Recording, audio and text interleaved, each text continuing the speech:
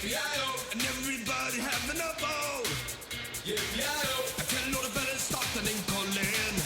Yippee-yi-yo, Here we are on Barkin with the Dawgs, episode 2. Our second guest is Jordan Sweeney from Oakley, California. She is a women's basketball player at Montana Western. This is her first year here.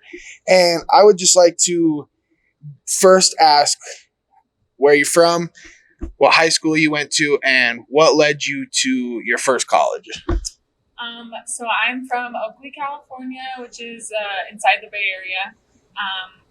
I went to Heritage High School, which was in a different town. But going through the recruiting process, I absolutely hated it. I wanted it to be over. I committed to Idaho State my junior year of high school before my high school basketball season even started. I went on a visit. I really liked the staff. I really liked the team. And I was like, you know what? I'm just going to hop on this opportunity and be done. Really? Before you were a junior in high school? Yeah, Oh, wow. like the beginning of my junior year of high school. Oh, wow. So were you getting any other looks before that? Yeah, I mean, nothing.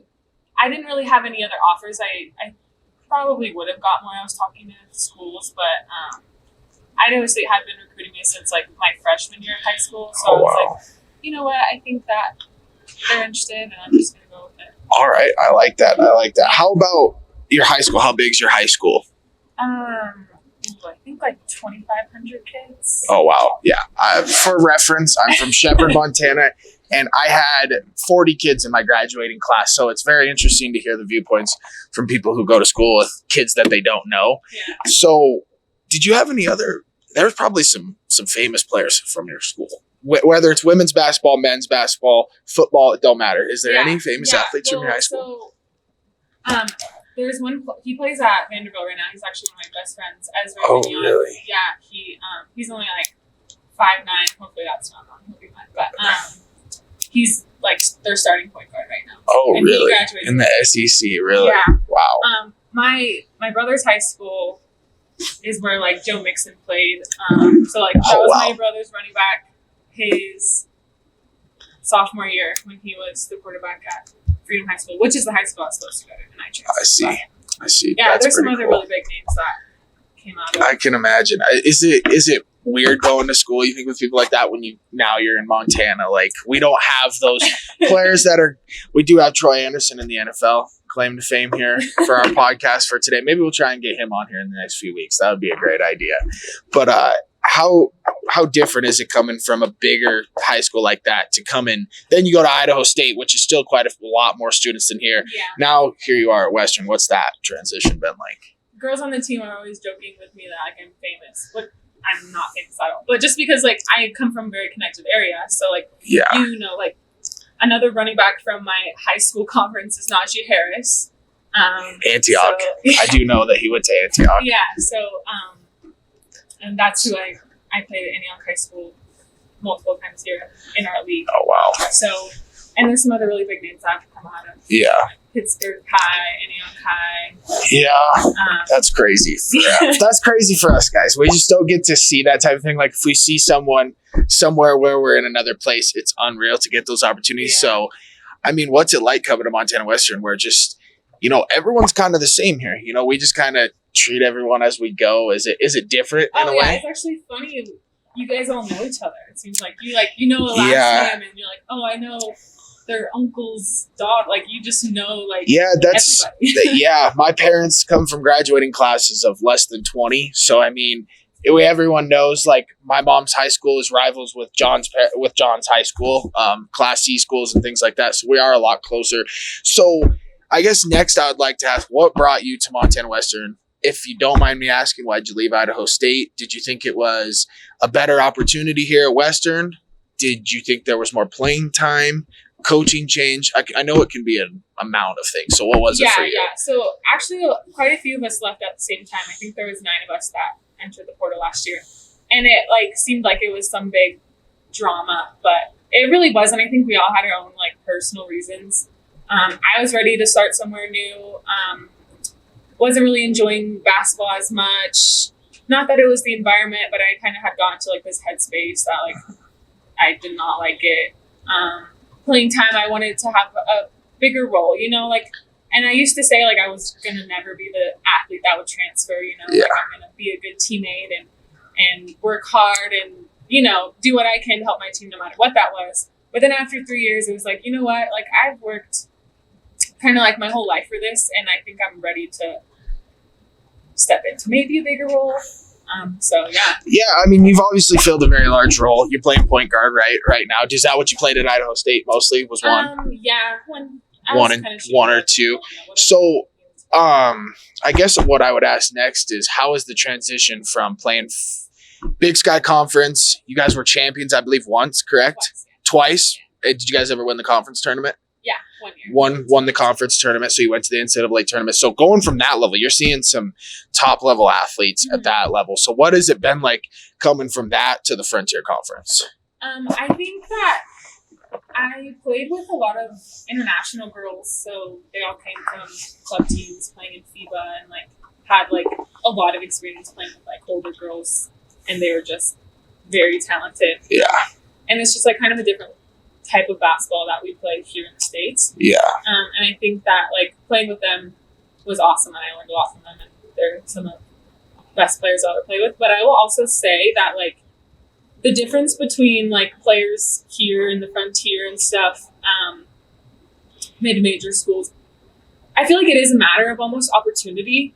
I mean, obviously, absolutely. like you look at like Brindley and Nelly, they came from D1 schools, but even like Mesa, like you put Mesa in a bigger area with more opportunity. Yeah.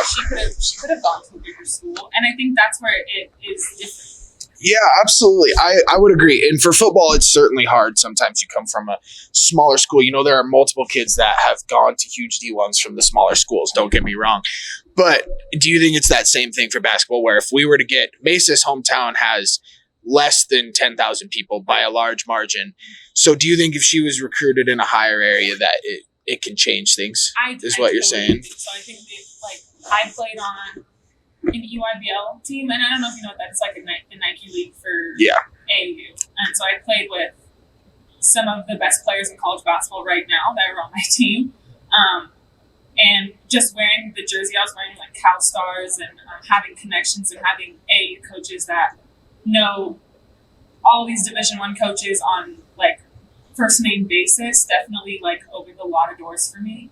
And I got to play with some really talented people that made myself look better as well. So yeah, I absolutely agree. I think that's an interesting conversation to have when it comes to the talent gap from the Big Sky Conference to the Frontier. Everyone, I think, likes to wonder, like, could our top players from this team play for this team at the bottom of this conference? But here you are, a player from one of the best teams in the conference, and now you're arguably top 5 player in the Frontier Conference right now, in my opinion. I get to announce the games every day, so I get to watch everything. So I think that's an interesting conversation to have with some other teammates as well. But we're going to do our leveling with the Dawgs talk real quick. Leveling with the Dawgs, top 3 women's basketball players of all time. You can do influence, or I'm talking Pat Summit, things like that. You can do players. It's up to you, and then I'll give my top 3. What are your top 3? So I'm going to say Diana Taurasi as my number 1. She's like the best offensive player to ever play the women's game for sure. And she just has like the swag, and, you know, she brought a lot to women's basketball. I think that she made a lot of people respect the game a lot more. My second is going to be Sue Bird. She's my personal favorite, like someone that I, you know, tried to mirror my whole life. I think she has the most WNBA titles out of everyone. I think she has 4. So yeah, that might be a little biased, but she's for sure my number 2. And then I think I'm going to put Breanna Stewart at 3. And I think she's really young. Absolutely. I love that. I think she is really young. I think she already has 2 titles, but eventually she could be the greatest ever to do it. Absolutely. I could not agree more. You know, I might not be the most knowledgeable on this topic, but I am going to give a top 3. You can judge freely as you want. But number 1, I'm going Sabrina Ionescu. I mean, yeah, just she played on my AAU team. See, now you're talking crazy. You're talking crazy. I mean, She has done some things in college. I watch a lot more college women's basketball than I do WNBA, and I know she's done some crazy things in the WNBA, and she's young. But what she did at Oregon was unreal. Everything with I'm a huge Kobe fan, as I stated in episode 1, and I just think everything she's done, dropping triple doubles, being able to score at will, shooting threes, doing it all, unreal. So she's number 1 for me. I'll start my number 1 first, and then number 2, I was gonna say Brianna Stewart, because just the age of like all of us growing up watching basketball, when her and UConn were super, super good, that's who everyone knew about was UConn, their huge winning streak. So she would have to be number 2 for me. And then I would say number 3 is, I would agree with Diana Taurasi. Just even growing up in Montana, we don't get a big exposure to like WNBA stuff, but everyone knew who that was growing up, and what she did for the WNBA is great. So I hope that list was good for you. But Sabrina Ionescu is the number 1 for me, just because she does some special things. But Caitlin Clark is about to be a superstar too. She plays for Iowa. She's a superstar. Paige Buchers as well. Yes. Really love her. All UConn players. Huge Gino Auriemma fan. So what sport would you do instead of basketball if you never would have played basketball? Soccer. So Soccer. In California, in high school, you play soccer and basketball both in the winter, because you can play outdoor sports in the winter in California. So that was the biggest decision for me, was choosing between basketball and soccer going into high school, because I had to pick which one I was going to play in the winter. Really? So soccer's a winter sport for you guys. So that's soccer for us is kind of it's not obsolete. There's high school soccer at the bigger high schools, but I really think that would be interesting to ask some of the Montana kids, because we kind of, especially girls, are really stuck with tough decisions, because we do volleyball at the same time as cross country, things like that. So I think that'd be an interesting talk. And we obviously don't get to play any winter sports outside, but I like that one, soccer. So you've been living in Dillon now for what, 8 months? Something like that? Something like that, 8 months. What's Dillon's best meal so far for you? I'm a big Sparky's fan. I don't know if I have a favorite meal, but another if Sparky's. Pick a place to eat, it's going to be Sparky's. Sparky's takes the cake. 2 episodes in a row. I like that decision. I love it. Next up, I'm going to ask you about your fadeaway. I announce Bulldog basketball games here at Montana Western, and we're trying to make this thing big. I want all our student voices to be heard, not just from the fans here that are fans of basketball or athletics, but everyone. And I think that everyone in Montana deserves to know about our athletes and stuff. And I'm telling you, you've got one of the best fadeaway jumpers in all of college basketball, especially in Montana. What have you always done that? Has that always been one of your moves, or is that new? That's pretty new, actually. I think that, well, in games at least, because I've actually got to apply it, but I'm not very tall. I had to figure out a way to score inside, and even this year, my 3-point shot has been a little inconsistent. So just finding other ways to score, and I haven't always been like the greatest, just like finish the layup through contact type of player. So just trying to figure out how to finish in the paint, and that just kind of developed out of it. Well, that turnaround jumper is something else. I tell you what, we're gonna upload some videos of it onto this so that you people can see this amazing fadeaway jump shot. It's a drive the lane fadeaway. It's a thing of beauty. I love it personally. I can't wait to see more of it this weekend. What time is your guys' games this weekend? We play on Monday, correct? Because we have a bye in the first round, right? I don't even know. It's okay. It's okay. It's perfectly okay. I should be the one looking that up. I think that it is Monday night, I believe. Yeah, Monday morning. It's Monday midday or evening, I think. It's going to be Monday, and so that'll be all over Bulldog social media.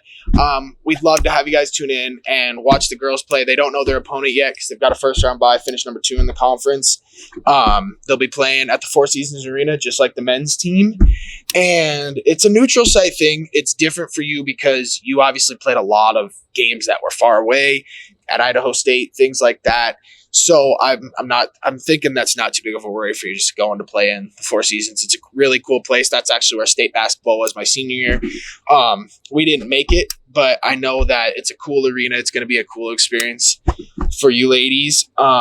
What's your biggest goal personally for the conference tournament that you're going to work on and do to help your team win 3 games, and you can hoist a trophy? Yeah. 3 games and we get to hoist a trophy. I don't like looking ahead. want-to-know mentality all day. But what's your biggest personal goal? I just want to handle the ball. I feel like I've been turning it over more than I would have liked to. So heading into this game, I want to focus on handling the ball and guarding who I have to guard and just doing my part and being the best point guard I can be. Absolutely. I love to hear that. Biggest team goal for this weekend? Win. Whether that means I don't play, I don't score. I know I want to win. A win's a win. A win's a win. What do you think of this quote? I will take an ugly win over a pretty loss any day of the week. Absolutely. Any day of the week.